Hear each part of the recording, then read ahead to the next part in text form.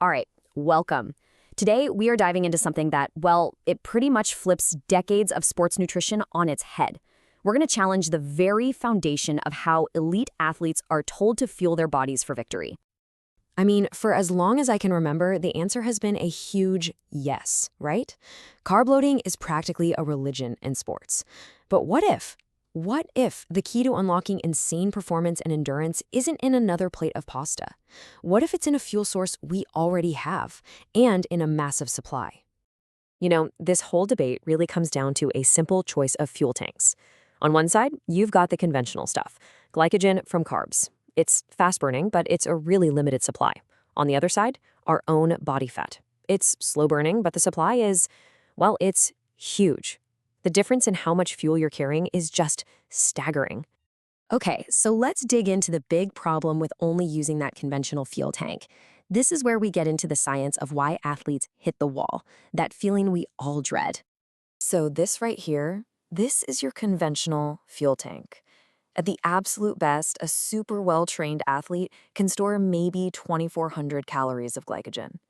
Now that might sound like a lot, but if you're a marathoner or doing an Ironman, that's barely enough to get you through a race without constantly chugging those gels and sports drinks. It's a tiny, tiny tank. Now, get ready for this. This is the untapped fuel tank. Even a ridiculously lean elite athlete, we're talking 6% body fat, is carrying over 36,000 calories of energy as fat. No, that is not a typo. That is more than 15 times the energy you get from carbs.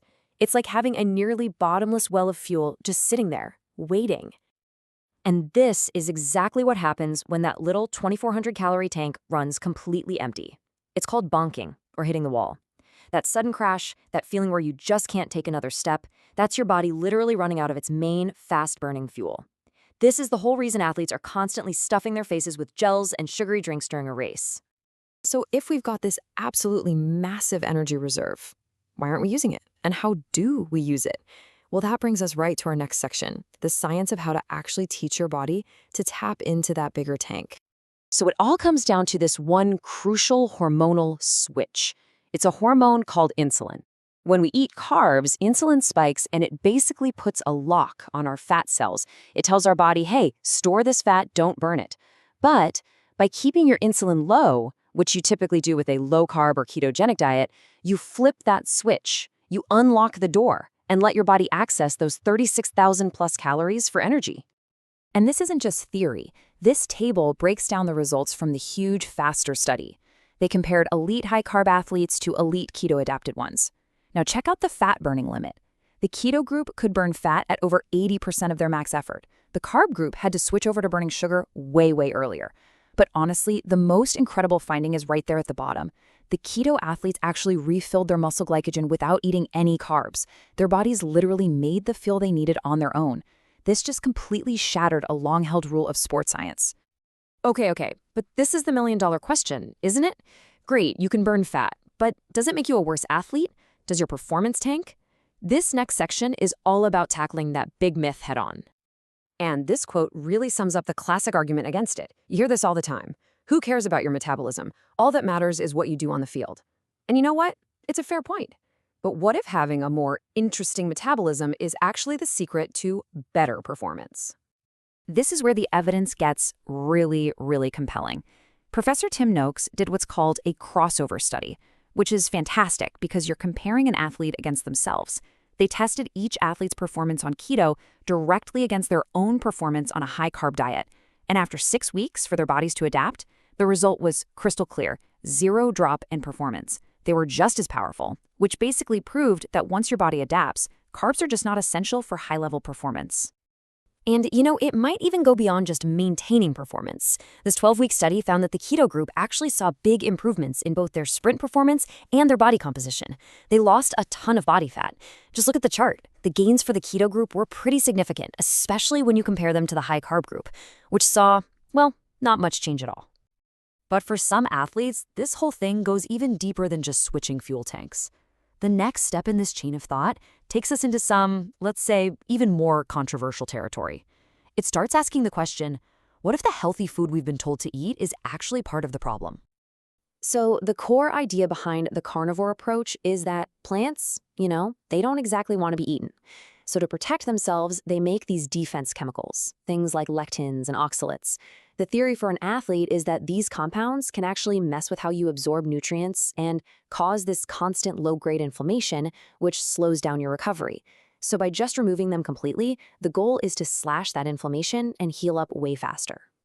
Dr. Anthony Chaffee, who's a big proponent of this, has a pretty direct way of putting it. When people say the diet only works because you cut out junk food, he says something like this.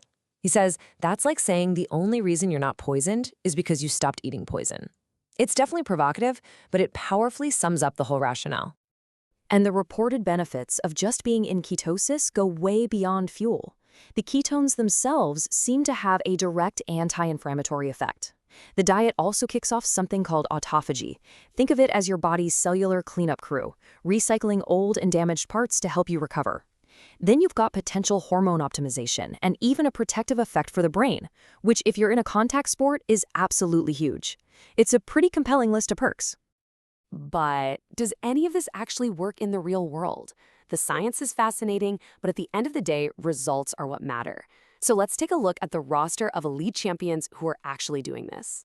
First up, in the NFL, we've got Puka Nacua. He's a breakout wide receiver for the LA Rams, and he's openly on a carnivore diet, absolutely thriving in one of the most brutal sports out there.